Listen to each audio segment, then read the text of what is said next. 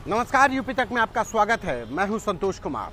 आज हम बात उत्तर प्रदेश व देश के तमाम अन्य राज्यों में बीते कई सालों से हो रहे धर्मांतरण की करेंगे।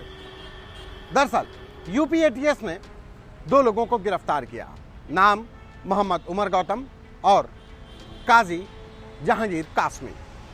इन दोनों की गिरफ्तारी के बाद जो खुलासे हुए वो बेहद चौंकाने वाले थे। एटीएस चीफ की माने तो दोनों ही नई दिल्ली के खोले गए आईडीसी यानी इस्लामिक दावा सेंटर के मेंबर हैं, पदाधिकारी हैं। डोनेट कार्ड और वॉइस ऑफ स्लम जुड़कर दिल्ली और नोएडा के स्लम्स में गरीबों को फ्री ऑक्सीजन सप्लाईज प्रोवाइड करने का प्रयास कर रहे हैं। डिस्क्रिप्शन में दिए हुए लिंक पर जाकर डोनेट कार्ड पे अभी डोनेट करें। इन गरीब परिवारों का सहारा बने। आईडीसी की आड़ में ही ये धर्मांतरण का पूरा अभियान बीते कई सालों से चल रहा था और इसमें निशाना सबसे बड़ी बात कि जो गरीब तबके के लोग थे, जो शोषित वर्ग के लोग थे, उनको तो निशाना बनाया ही गया, उनका तो धर्मांतरण करवाया ही गया। नोएडा डीप सेंटर यानी एक मूक बधिर सेंटर में रहने वाले करीब 15 बच्चों का भी धर्मांतरण करवा दिया गया। इस पूरे मामले पर यूपी एटीएस ने जो चौंकाने वाला खुलासा किया है, उसने दावा किया है कि अब तक करीब 1000 से ज़्यादा लोगों का धर्मांतरण हो चुका है।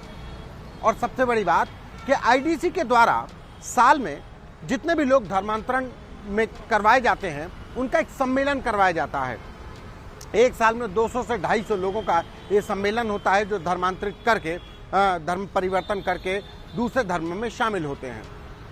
धर्मांतरण का पूरा अभियान बहुत ही चरणबद्ध तरीके से अंजाम दिया जा रहा था। पुलिस की जानकारी के अनुसार पहले उन पिछड़े वर्ग जो कमज़ोर हैं, आर्थिक तौर पर कमज़ोर हैं, जो शोषित हैं, उन परिवारों को चिन्हित किया जाता।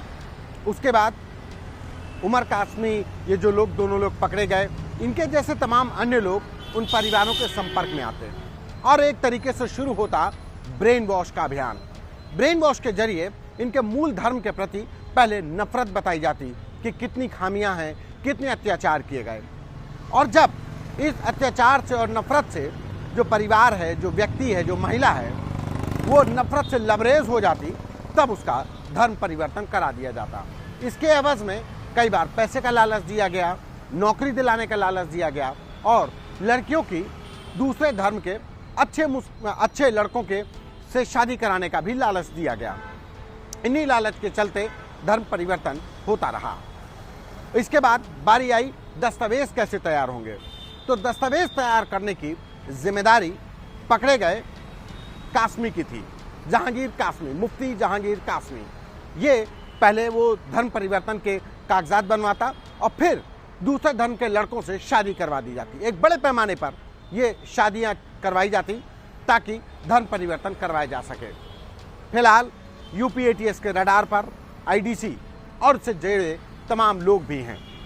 न सिर्फ उत्तर प्रदेश बल्कि दक्षिण भारत के तमाम राज्यों में आईडीसी जैसी तमाम अन्य संगठन भी इसी तरीके के धर्मांतरण के अभियान चला रहे हैं जो अब एटीएस के रडार पर हैं। वहीं दूसरी तरफ एटीएस इन संस्थाओं के जो फंडिंग हो रही है, जो विदेश से फंडिंग हो रही है, उस पर भी निगाह गड़ा चुकी है। इनके बैंक अकाउंट्स खंगाले जा रहे हैं। बैंक अकाउंट्स में पैसे कहाँ से आ रहे हैं, कहीं इनका आईएसआई कनेक्शन है या देश विरोधी जो अन्य आतंकी संगठन है, क्या उनसे कनेक्शन है, इस पर भी काम कर रही है। लेकिन इतना ज़रूर है कि पुलिस को अभी तक जो पुख्ता सबूत मिले हैं, जो ट्रांजैक्शंस मिले हैं, वो इस बात की तस्दीक करते हैं कि इस पूरे अभियान में बड़े पैमाने पर विदेश से फंडिंग की गई। धर्मांतरण के इस मुद्दे पर पल पल की जानकारी के लिए बने रहिए हमारे साथ, देखते रहिए यूपी तक।